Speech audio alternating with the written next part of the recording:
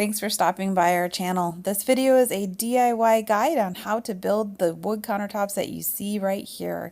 Total cost was about $350, and that included all of the supplies, including the brushes and polyurethane and wood and all that good stuff. It does not include the cost of the tools that were used to make these countertops.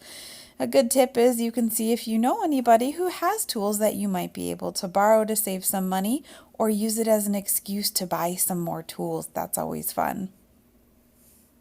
I started off by getting some 10-foot long by 10-inch wide Douglas fir planks from the local home big box store.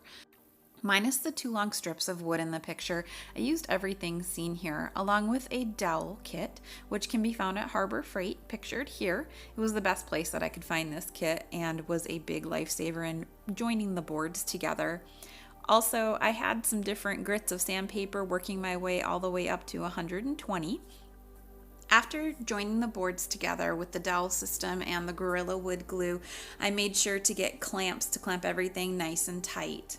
Mixed the sawdust from doing a preliminary sanding on the tops of the countertops and the Gorilla Wood glue together to make a putty. You have to work really fast and do it in batches, but I filled the cracks and crevices between the boards, that way food wouldn't drop between. At this point, I cut them to length, giving an extra inch. I knew I was going to be sanding and needing to trim them again, so I allowed for that in the extra space. I went back down to 80 grit sandpaper and worked my way up to 120, using the more coarse sandpaper where the glue was, because if you put too much on, it's going to be a lot of sanding. I probably spent over 3 hours just in sanding these because I wanted them super smooth. After all of that sanding, I needed a few margaritas, so after a few breaks, I came back with wood conditioner. This stuff is awesome and it goes a long way. I made sure to only work on one countertop at a time if there was anything that needed to dry. After the wood conditioner set, I started with the poly shades, which is polyurethane mixed with a stain. There were 4 coats of this, sanding with steel wool in between each coat.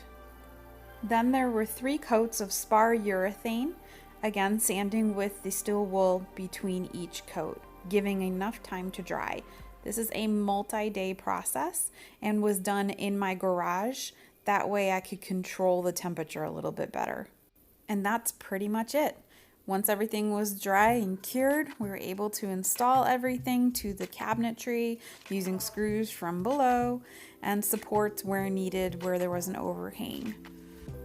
The polyurethane used is not food safe, but we weren't ones to set our naked food on the countertops anyways, so this worked out for us. I probably did a little bit of an overkill with all of the coatings, but I wanted to have these be protected, especially around the sink where the most moisture was going to be.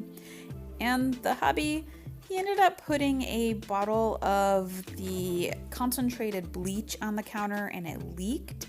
And I have to say, after a mini major freak out, you can't even tell that there was anything there. It did take about a month for that to go away, but safe to say, the husband is alive and we live to travel another day. Comment below if you think this is a project that you could do or if you have any questions. We really do appreciate you stopping by our channel and watching our videos. Please help us grow by subscribing, sharing with your friends, and clicking that like button.